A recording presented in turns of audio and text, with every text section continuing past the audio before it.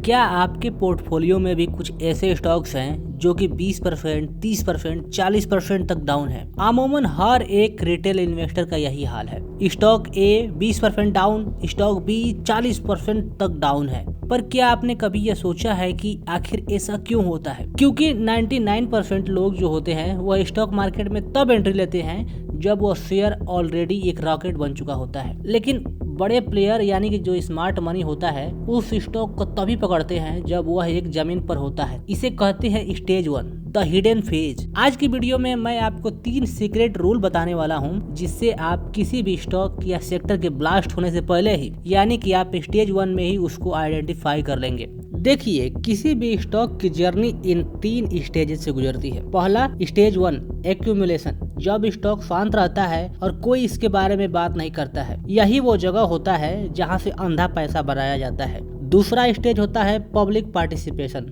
Stock rocket बनता है और वो उसकी न्यूज हर तरफ फैलती है और इसी के चलते जो रिटेल इन्वेस्टर है वह फोमो के चक्कर में टॉप पर बाई कर लेते हैं। और स्टेज 3 होता है डिस्ट्रीब्यूशन, बड़े प्लेयर प्रॉफिट बुक करके निकल जाते हैं और जो रिटेल इन्वेस्टर है वहां पर वह ट्रैप हो जाते हैं। अगर आपको स्टॉक मार्केट से वाकई में वेल्थ क्रिएट करना है तो आपको स्टेज 1 को डिकोड करना ही होगा। इसके लिए आपको किसी टिप या शॉर्टकट की जरूरत नहीं है, बल्कि आपको यह 3 प्रैक्टिकल ऑब्जर्वेशन की जरूरत है जो कि आपको इन जर्नी मैं आपको सिखा दूंगा। सबसे पहले अगर आप इस चैनल पर पहली बार आए हैं तो नीचे दिए गए सब्सक्राइब बटन और बेल आइकन को जरूर हिट करिएगा, क्योंकि यहाँ आपको कोई टिप्स नहीं बल्कि प्योर स्टॉक मार्केट का नॉलेज दिया जाता है। दोस्तों, हमारा देश भारत एक डेवलपिंग इकोनॉमी है और हमारे देश का विजन 2045 तक विकसित भारत बन के उभरना है। अब यहाँ पर आता है सबसे बड़ा secret, the time machine effect. जो देश आज डेवलप्ड हैं जैसे यूएसए हो गया या फिर अदर जो यूरोपियन कंट्रीज हो गई, वो भी कभी न कभी इस फेज से गुजरे थे। आपको सिर्फ बस यह ऑब्जर्व करना है कि जब वो देश डेवलपिंग से डेवलप बन रहे थे तो वह कौन कौन से सेक्टर हैं जो सबसे ज्यादा वेल्थ क्रिएट किए थे। वही हिस्ट्री इंडिया में भी रिपीट हो सकती है। बिना मैसिव इंफ्रास्ट्रक्चर के कोई भी डेवलपिंग देश कभी भी डेवलप बन ही नहीं सकता है। इसीलिए इंफ्रास्ट्रक्चर से जुड़े सेक्टर हमेशा आपकी रडार में होने चाहिए। दूसरा एग्जाम्पल देखिए, वेस्टर्न कंट्रीज का एक समय वहाँ जो एफएमसीजी कंपनियां थी उनमें ग्रोथ बिल्कुल फ्लैट हो चुकी थी। क्यों? क्योंकि वहाँ वॉलमार्ट, टारगेट और अमेजोन जैसे मॉडर्न रिटेल और ई कॉमर्स जॉइंट्स आ गए थे जिन्होंने मैन्युफैक्चरर से डायरेक्ट बल्क बाइंग शुरू कर दी थी। जिसने इस ट्रेंड को पहले ही भाप लिया उसने इंडिया में रिटेल में खूब बूम और अंधा पैसा कमाया। जैसे में आप डीमार्ट दे सकते हैं या फिर रिलायंस रिटेल हो गए, इन्होंने पहले से ही पोजीशन बना ली और वहाँ पर करोड़ों रुपए का इन्होंने मुनाफा बनाया। यहाँ पर इनसाइट एक ये है कि वेस्टर्न मार्केट को ट्रैक करना बंद मत कीजिए। वो है आपके लिए एक टाइम मशीन की तरह है जो कि फ्यूचर का भारत प्रिडिक्ट करने में मदद करता है। दोस्तों, शेयर बाजार का सबसे बड़ा सच ये है कि पैसा वहीं जाएगा जहां सरकार उसको भेजना चाहेगी। स्टॉक मार्केट में एक पुरानी कहावत है, don't fight the Fed and don't fight the government. इस देश में सबसे ज्यादा पैसा किसके पास है?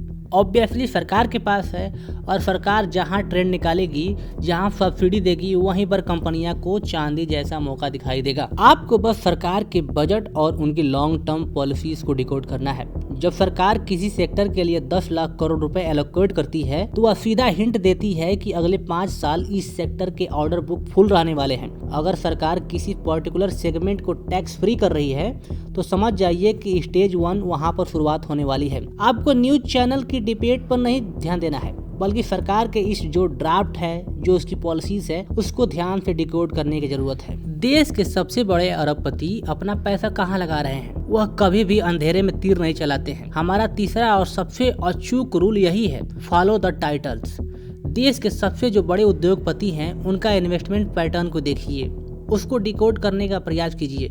अगर कोई बड़ा बिजनेस ग्रुप किसी नए सेक्टर में 50,000 करोड़ या फिर 1 लाख करोड़ इतने बड़े बड़े अमाउंट को इन्वेस्टमेंट करने का अनाउंस कर रहा है तो यह कोई जुआ नहीं है। उनके पास सबसे बेहतरीन रिसर्च टीम होती है और उन्हें सरकार के विजन को पहले से अंदाजा होता है, जिसके आधार पर वह इतने ज्यादा इन्वेस्टमेंट करने के लिए रेडी होते हैं। आज से कुछ साल पहले ही जब ईवी का नामो निशान नहीं था, तब देश के बड़े ऑटोमोबाइल दिग्गजों ने हजारों करोड़ का प्लांट लगाना शुरू कर दिया था। उस वक्त तक यूट्यूब और न्यूज़ लोग थ्योरी बना रहे थे कि ईवी इंडिया में फ्लॉप होगा, ईवी का इंफ्रास्ट्रक्चर सही नहीं है, ईवी को लोग खरीदेंगे नहीं। नतीजा क्या हुआ? जिन लोगों ने उस स्टेज 1 में कंपनी को स्टॉक को मिस कर दिया, आज वो स्टॉक 4 डिजिट के भी पार जा चुका है।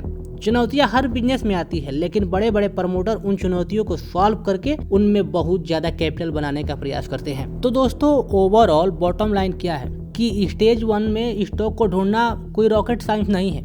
इसके लिए बस आपको 3 चीजें मुख्यतः समझने की जरूरत है।